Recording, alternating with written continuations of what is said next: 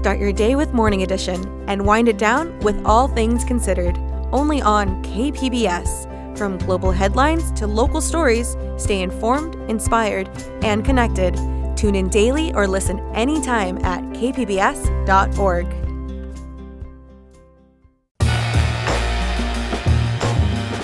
It's time for Midday Edition on KPBS.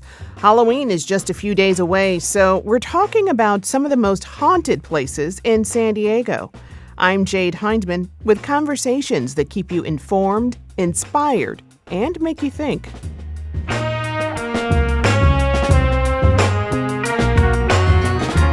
First, the unexplained happenings inside the Whaley House and what happened there years ago.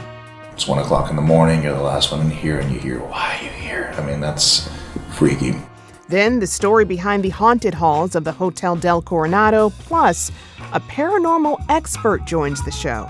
That's ahead on Midday Edition.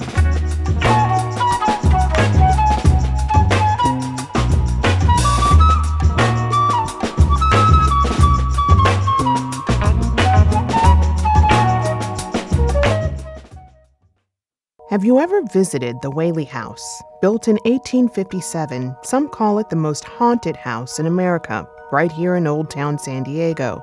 These days, around 120,000 visitors tour the Whaley House each year. Some opt for daytime tours, while others brave the supernatural tours at night. But there's a dark history behind the Whaley House. It starts with Thomas Whaley.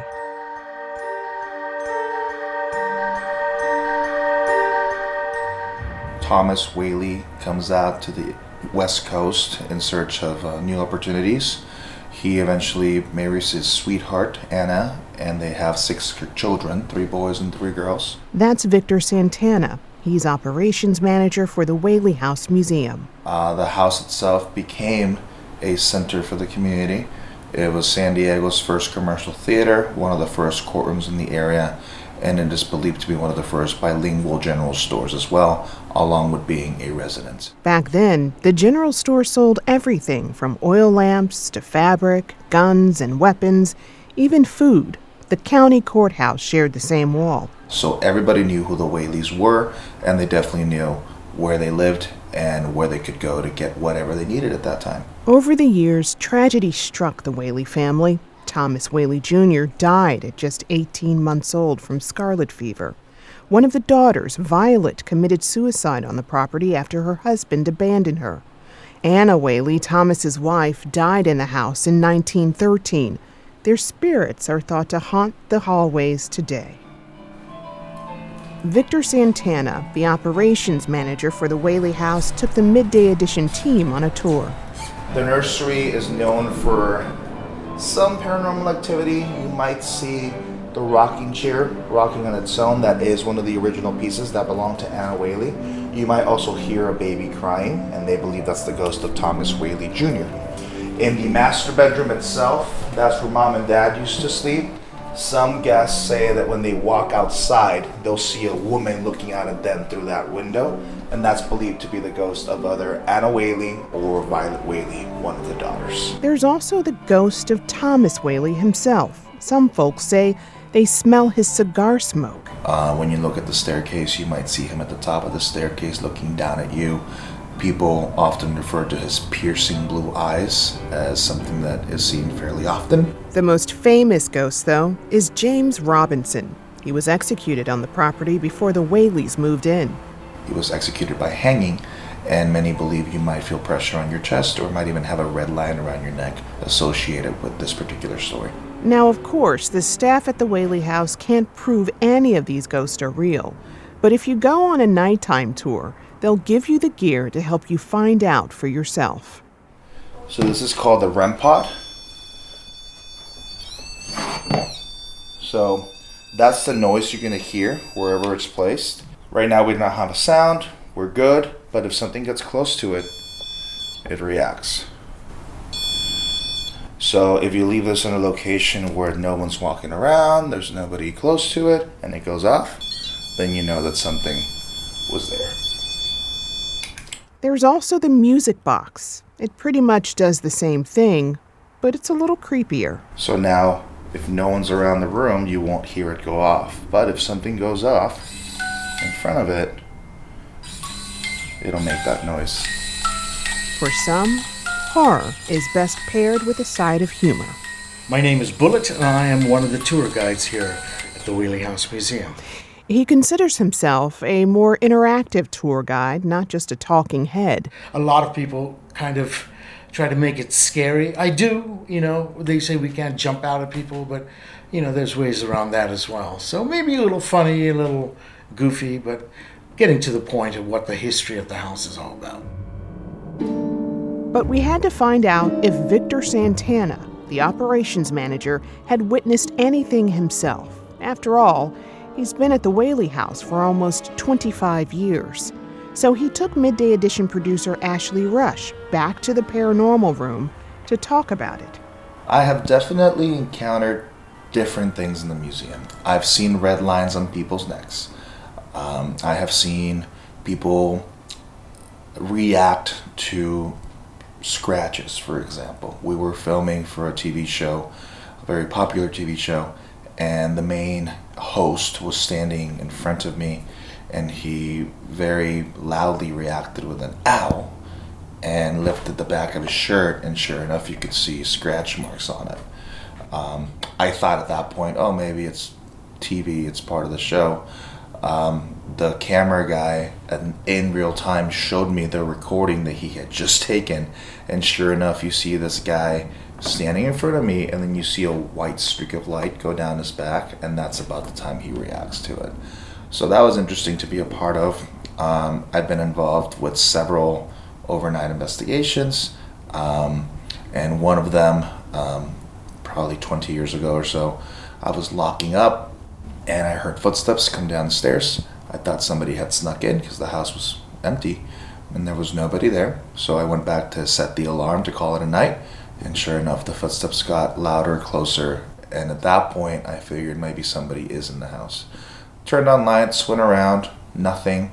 Okay, I'm going home. And then as I'm setting the alarm, I heard a woman's voice say, "Why are you here?" And, it's 1 o'clock in the morning, you're the last one in here, and you hear, "Why are you here?" I mean, that's freaky. And knowing the stories of a woman being witnessed by other people, we believe that it could have been something paranormal. Do you have any suspicions of who said that to you? I think it could have been either Anna Whaley or Violet Whaley. We used to open the museum at a regular time, and we used to close at a regular time. By regular, I mean 9 p.m. at latest. That was one of the first times we were open later, and we had somebody in the house later, being me. And I think they weren't used to people being in the house that late, so they were probably wondering why I was still there. So you've seen a lot of paranormal investigators come through here, and people really obsessed with horror, really interested in it. What do you think it is about the horror genre, the idea of ghosts and supernatural activity, that really draws people in? I think in the last few years, technology has played a huge part in people's interest to witness something or experience something. And it goes back to, the TV shows that over dramatize the experience, right? The large reactions, the big reactions, but also the side of it where now you have these different devices where you can go around and try to experience something.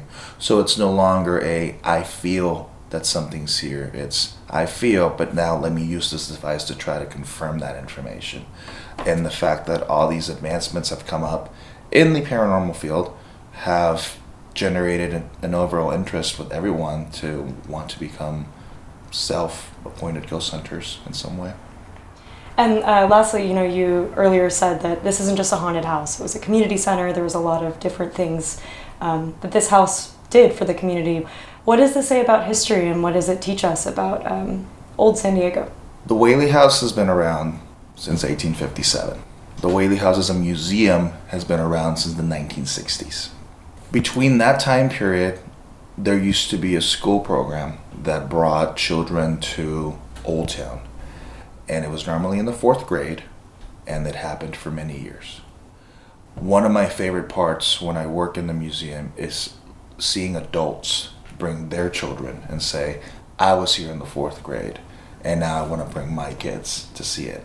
So I think it's an important approach to sharing San Diego history and including families in the community, because that's ultimately what the Whaleys did. They included themselves in the community and they were a big part of it. And the fact that the generations continue to come and continue to share the history, it's important, it's very valuable, and it's a great direction to take overall.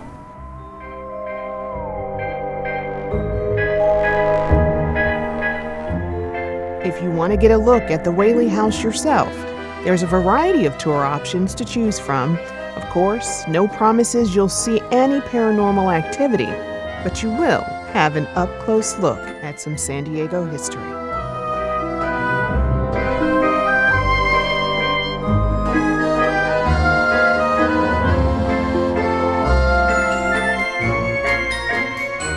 Coming up, we explore the haunted halls of the Hotel Del Coronado. The IT department thinks it's a possum. I don't. I didn't see a possum there either. I didn't see anyone. So there are things that we can't explain. Hear more when Midday Edition returns.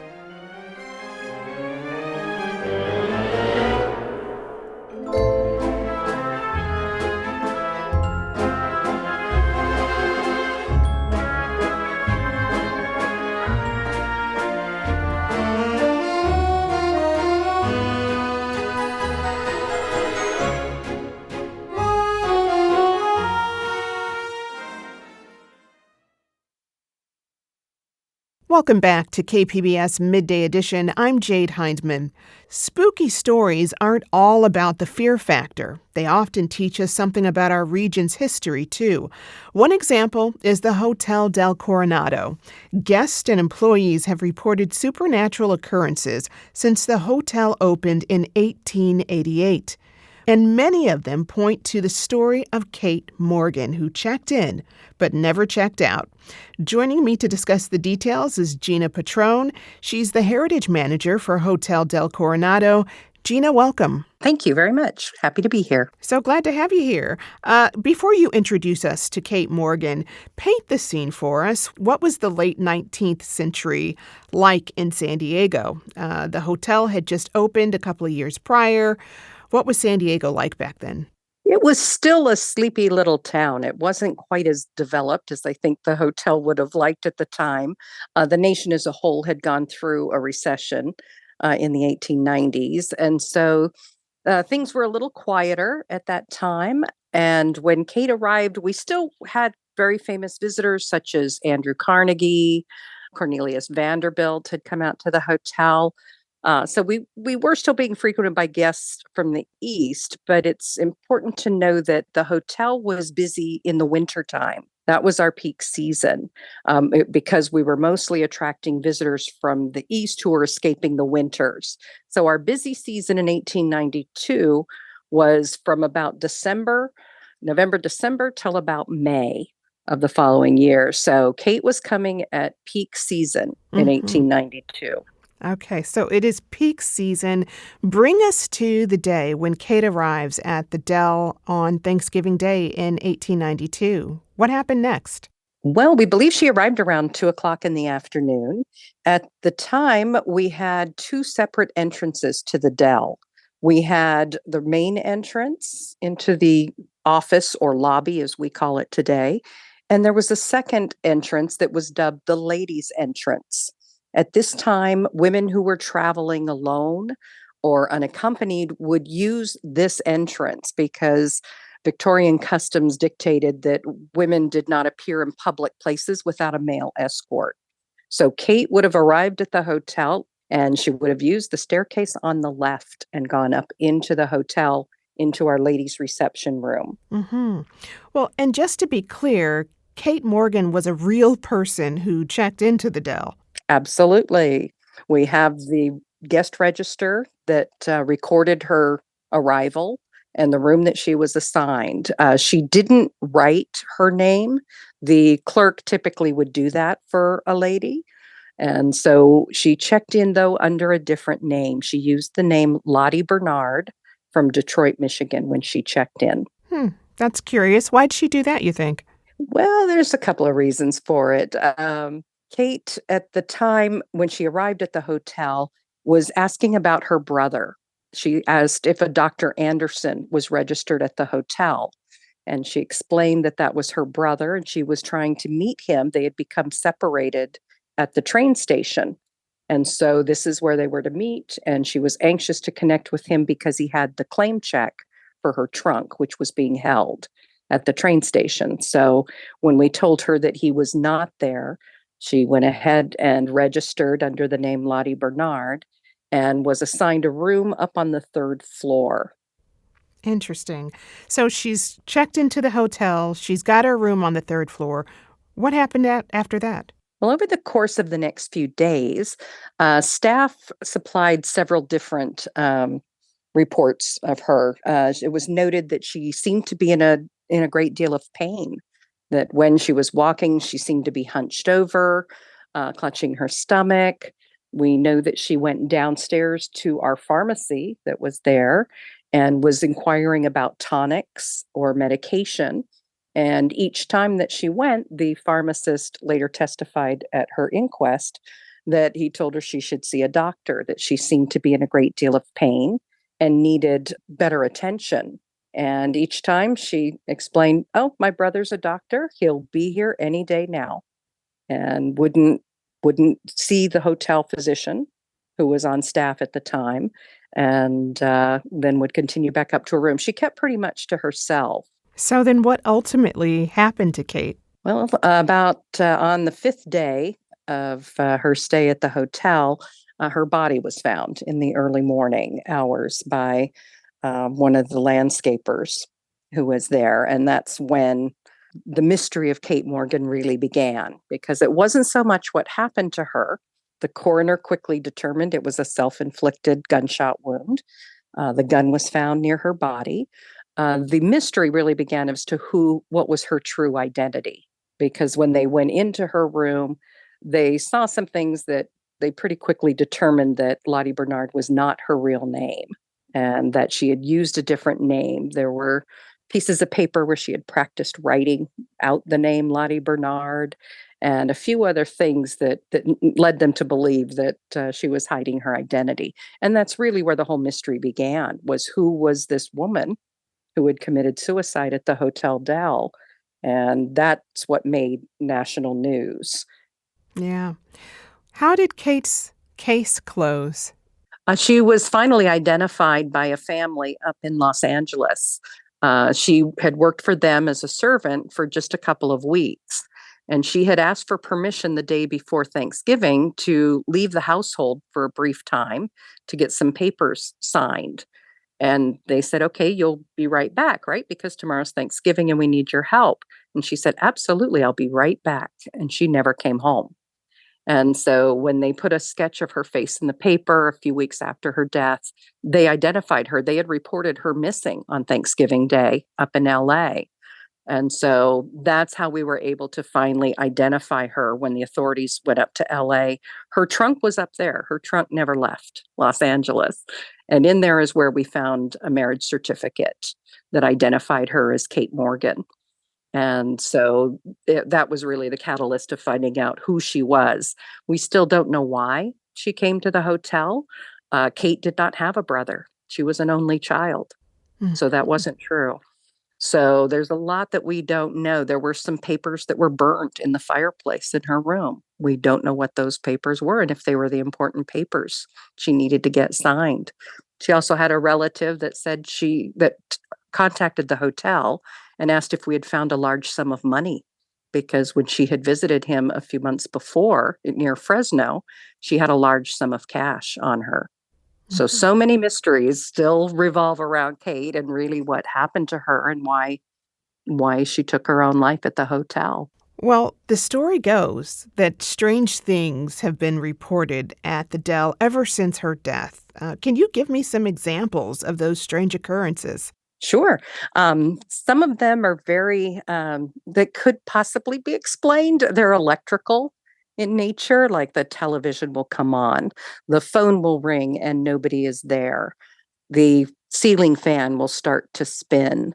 things like that have happened, but other things that you can't so easily explain, like her initials sometimes appear on the ceiling in the room, and sometimes it's been KM, sometimes it's been LB. It's been different initials, and the facilities team goes and repaints the ceiling, and it still comes back. Hmm. And nobody knows how this paint gets up there. Nope. No, they don't. And also an indentation appears on the bed that seems to appear and disappear, where it looks like someone's laying down and then it looks like someone's gotten up and the covers kind of straighten and look better.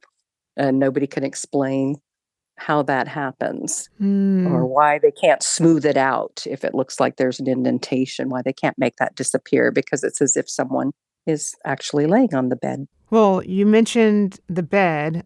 So what are some common and not so common experiences people have had in her room up on the third floor? Some things like their sensations. People that have, felt as though someone was touching their face. One woman was in a shower and said she felt the sensation of fingers on her back, but of course nobody's there. Others have opened a suitcase on the bed, gone into the bathroom, come back out, and the clothes have been pulled out of the suitcase, or the suitcase has ended up on the floor. So it's a lot of mischievous little things. Towels move around, a little bit of poltergeist activity, but typically it varies tremendously over the years. So do you have people just check out early or request a We different have, room? yes. Yes, we have had people check out early. For a while, when I first started at the hotel, we didn't tell people that that was Kate's room. We just treated it as a normal guest room. Of course, people have come and requested that room particularly, but in general, our policy was not to explain what it was. Some people, not everybody's familiar with Kate's story. But now I know today we do tell them that, okay, that's Kate Morgan's room. And some people say, great. Other people, who's that? So the experience just depends. Well, I imagine you've had paranormal investigators go into that room. What have you heard from them? Well, we had a year-long investigation in 1992, and we invited a paranormal investigator named Christopher Chacon came, and he set up 24-hour cameras. And it was about a year-long investigation of both Kate's room, and we also have a room up on the fifth floor that has had some mysterious activity. And the room on the fifth floor actually had more activity than Kate's. It Hmm. recorded over 400 anomalous events in the room, and a lot of it was captured on video. Now it's old video from the 90s, but we're not doing it this year, but we'll resume it next year. We do tours where we go in the room and show the actual footage that was captured in the 90s of some of the things happening, so they can stand in that room and watch video showing it's the curtains being pulled open, it's doors swinging open and shut back and forth, and water suddenly turning on out of a faucet, things like that, which is quite a unique experience to be in that room where that footage was captured, Yeah. many years ago, 30 years ago. Well, what's the story with the room on the fifth floor? That one we haven't been able to trace. There's the first mention of it I can find is in 1969, where we talk about the haunted room of the hotel. That's what staff referred to as. It wasn't Kate's room at all. We referred to the room up on the fifth floor, and the story was that a woman in the 1890s checked in and then disappeared, an elderly lady. And the staff then started saying that that room was haunted or strange things were happening.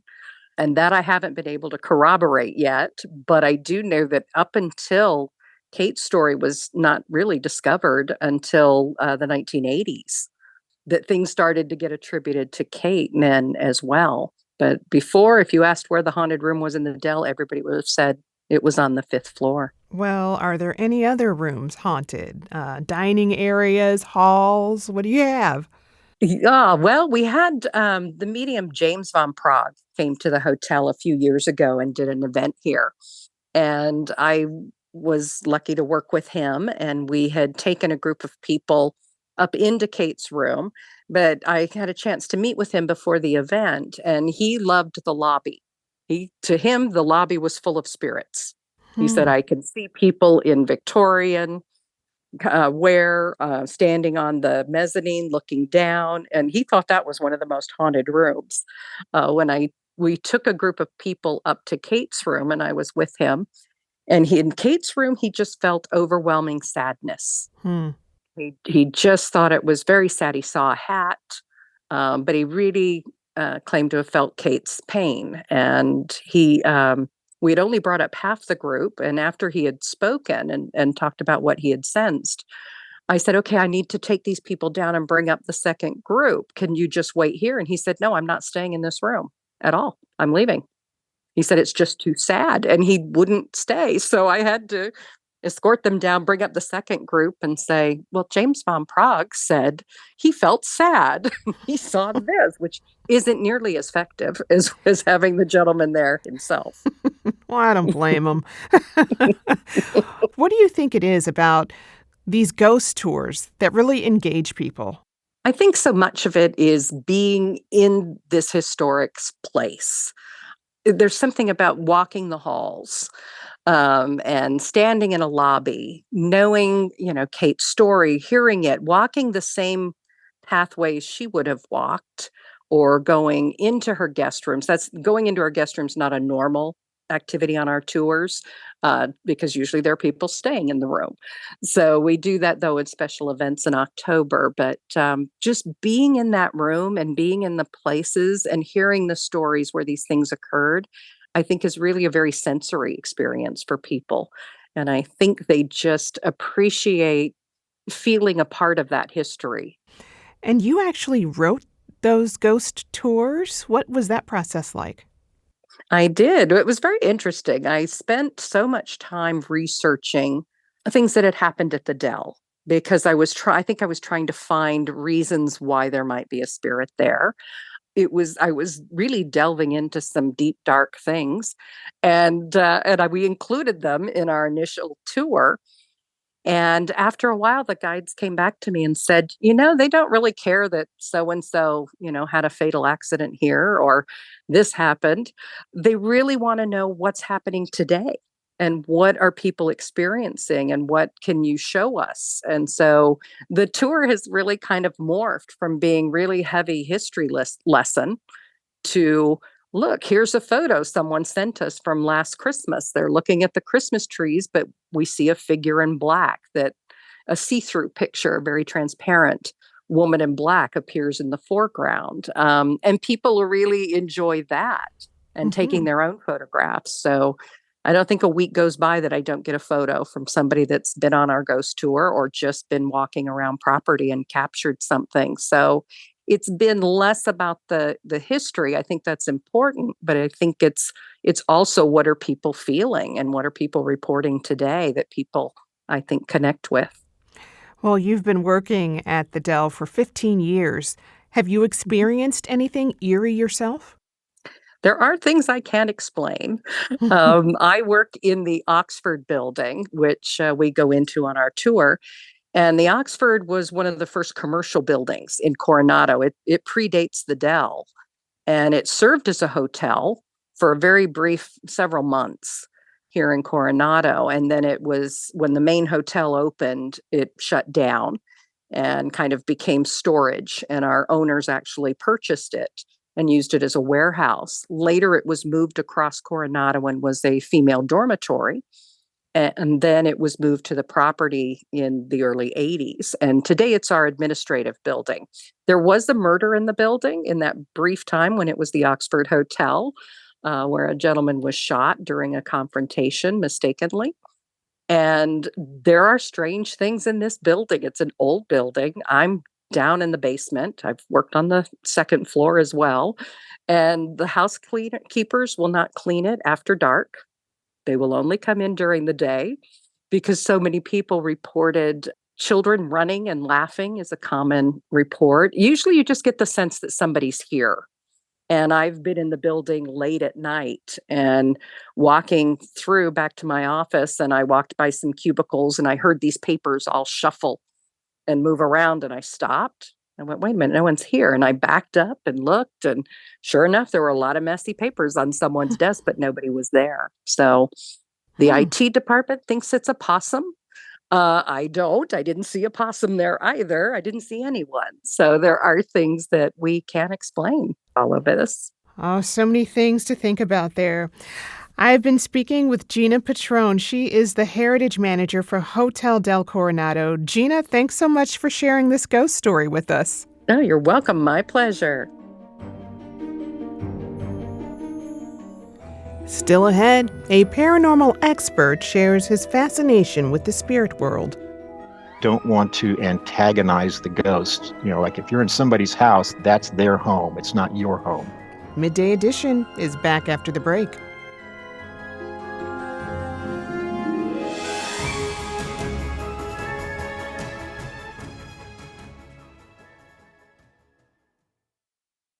Welcome back to KPBS Midday Edition. I'm Jade Hindman.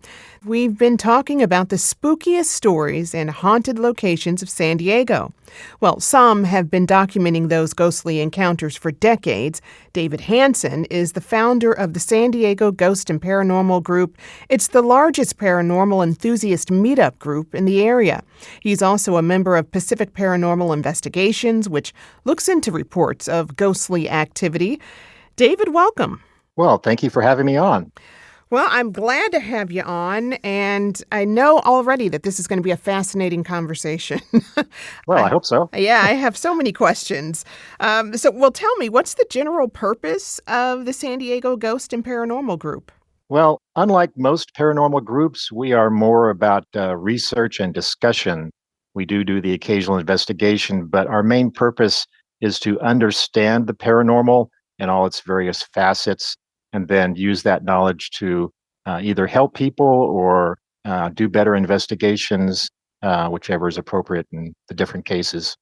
So what falls under the umbrella of paranormal? Pretty much every strange thing that you can think of. One thing we don't handle at my group is we don't talk about UFOs, but pretty much everything else. Obviously, ghosts and spirits are the most popular topic, but we also handle things like cryptozoology, which is the study of unknown creatures like Bigfoot or Loch Ness, psychokinesis, which is mind over matter, shadow people is a fascinating topic. There's just various things under the paranormal umbrella. All these things are kind of considered pseudoscience right now, but we're trying to make it a mainstream science thing by getting it understood and documenting it. I mean, how would you describe the paranormal enthusiast community here in San Diego? People have always been interested in the paranormal. One statistic we used to have was that a third of the people believe in ghosts, a third of the people don't believe in ghosts, and a third of the people are kind of on the fence, not sure what to believe. But my favorite category is the people who did not believe in ghosts, but now they've had their own personal experience, and now their mind has been changed. People are fascinated by the unknown and a little afraid of the unknown, which in most cases is not really justified. If you look at what the movies and TV portray in terms of ghost activity, they always portray the most negative things because that's what gets them the ratings. But the average ghost encounter is not negative. The way I explain it is, if a ghost is a detached human soul, that soul retains its personality on the other side. So if it's a good person or a neutral person, it's going to be a good or a neutral ghost on the other side. And since you rarely run into a Charles Manson type of evil character, you're rarely going to run into that type of evil ghost on the other side. Not to say that doesn't happen, but it's rare. It's like the common experience is the kindly old grandfather who has passed on, but now he's keeping a watch over his grandkids. Now, do people call about possession or anything like that? In all the years I've done this, I've only encountered one person who claimed to have someone that was stuck to them, so to speak. They didn't claim that they were under control, but they complained that this entity was always with them and they could not get rid of it. But in general, it seems to be a very rare occurrence, at least from the people that come to my group.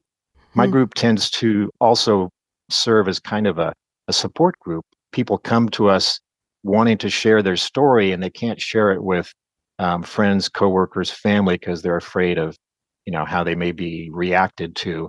but they can come to my group and share those stories and ask questions, and there's no judgment on our end. So it's a friendly environment where they can ask questions and say, how can you explain this? Or what do I do about this? Or we try to help them as much as we can. Yeah, it's great to have that community.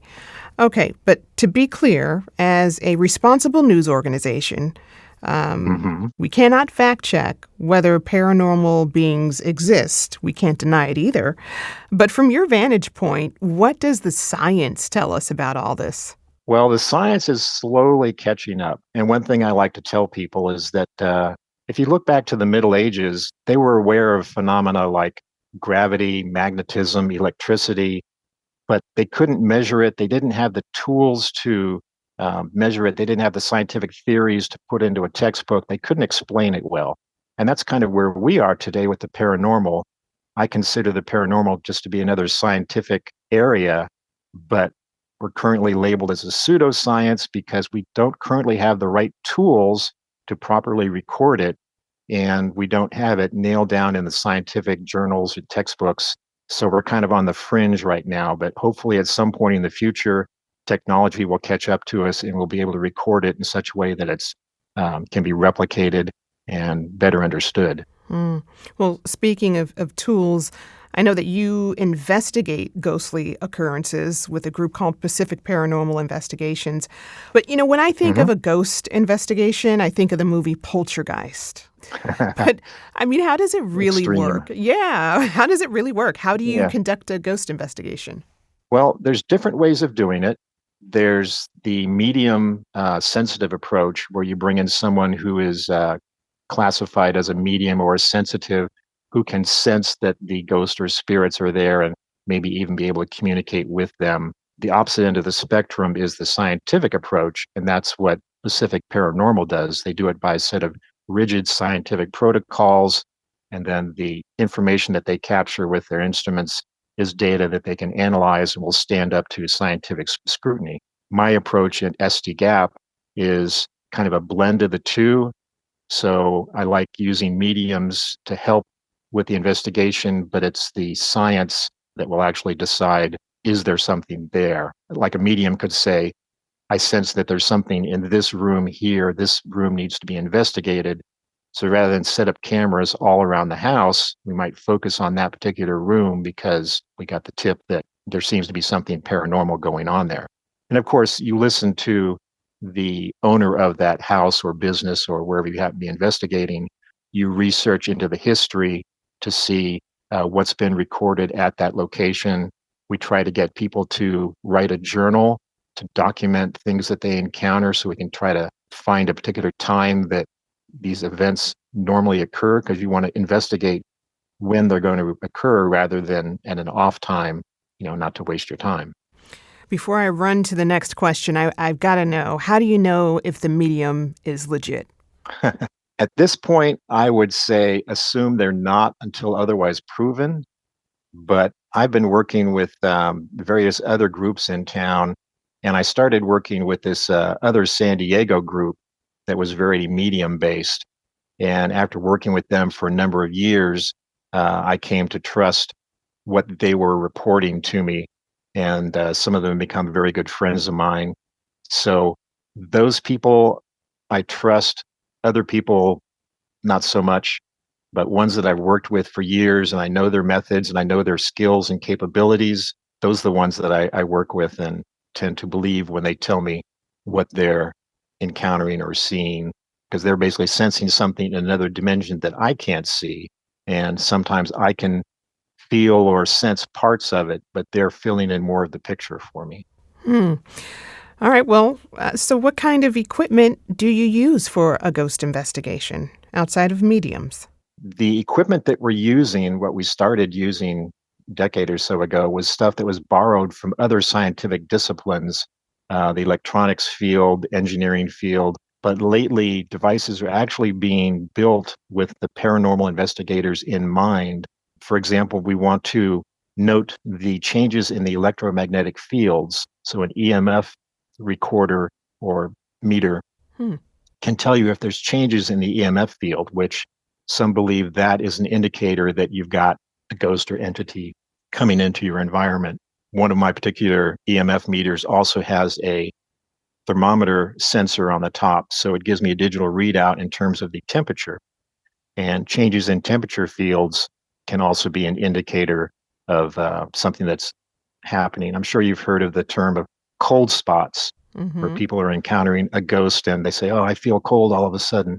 One of the theories for that is that in order for a ghost to manifest or do what it's trying to do in our plane of existence, it has to have energy to do that. So it's pulling the heat out of the air and using that heat as a form of energy to work with. So that's why we get cold spots, as the theory goes. We like to use Geiger counters because measuring the background radiation, we have found that to be an indicator. So a variety of meters, but some of the important equipment would be audio recorders. Mm-hmm. I mean, you can use the recorder on your phone, but you really want to use a high-end quality audio recorder. It's worth it to pay, $200 for a good audio recorder that won't give you false positives, as opposed to just paying $25 for something cheap that may lead you astray. Well, I gotta ask you this. What's your most interesting ghost story? Oh dear. Well, I've been doing this for 18 years, and I've worked with a number of groups, had some interesting experiences, had various things happen around me and to me. I've been touched by ghosts. I've smelled things that were paranormal. I've seen things happen that could only be explained by the paranormal. Well, you mentioned you've smelled it and you've seen things. What are those things and smells?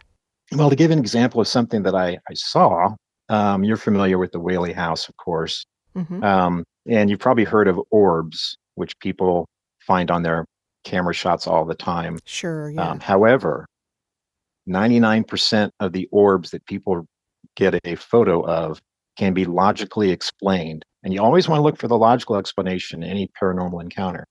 If you can see it with your own eyes and not through a camera, then it becomes interesting. So one day I was in the courtroom of the Whaley House, sitting in a back bench, and something caught my eye, and I turned and looked at it. And just a few feet away from me, there was a ball of light, or energy with light, that was floating in the air, and it kind of bobbed up and down, went in front of me, and then just went zoom and disappeared. And it happened so quick, I couldn't bring my camera up to get a photo of it. But I realized I'd just seen an actual energy orb right in front of me, which I'd heard of before, but hadn't personally encountered. So people ask me, are those orbs ghosts? And I say, not necessarily. It could be. But the way I look at it is, you as a person, if you're out in the sun, you'll have a shadow on the ground. That shadow is not you, but it's an indicator that you are there. And I think that's what an orb is. It's an indicator that something is there in that space with you. Wow. What drives your interest in the paranormal? I remember being interested in it as a youngster, reading books from Brad Steiger, who was a famous paranormal author, and reading about the things that he would describe. And I'm like, wow, that sounds really interesting. That just kind of hung around in the background for my early life. And then when I started actually doing the investigations and encountering these interesting things, it made me want to understand, why are they happening this way? How can you explain this? And then I would read about other people's experiences. It's fascinating from a science standpoint. I'm kind of a logical person, but it's also giving me comfort in some ways, having loved ones like my parents pass on, knowing that I will see them on the other side and that death is not final. That provides comfort to me. And I've researched animal ghosts, and I've had encounters with pets that have passed on that were still making their presence known in the house. So knowing that I will also meet those loved pets on the other side, that's also a comfort. And why are we so fascinated? Why are people so fascinated with the afterlife? What does it reveal about us? I think human curiosity, kind of like curiosity killed the cats. We're basically curious creatures. And having, seen all these movies and these shows all your life, you're kind of wondering, what is it really like?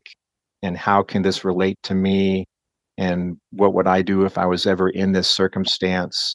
But for some people, it's comforting knowing that death is not final. For some people, it's a fascination in terms of this is a line of scientific inquiry that needs to be finalized.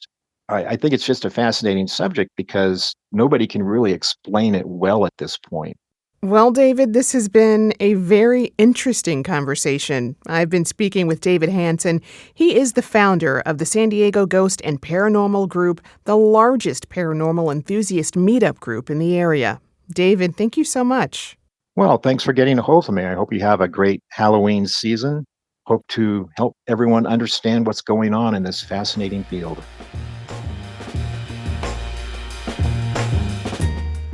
We hope you enjoyed the show today. If you missed anything, you can download KPBS Midday Edition on all podcast apps.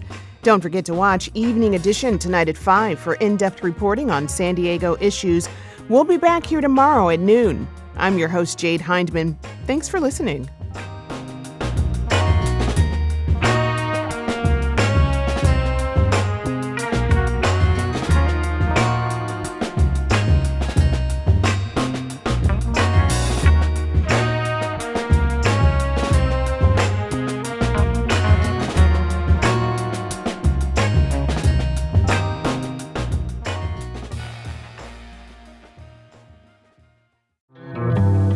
From El Centro to everywhere, we're Voices del Valle.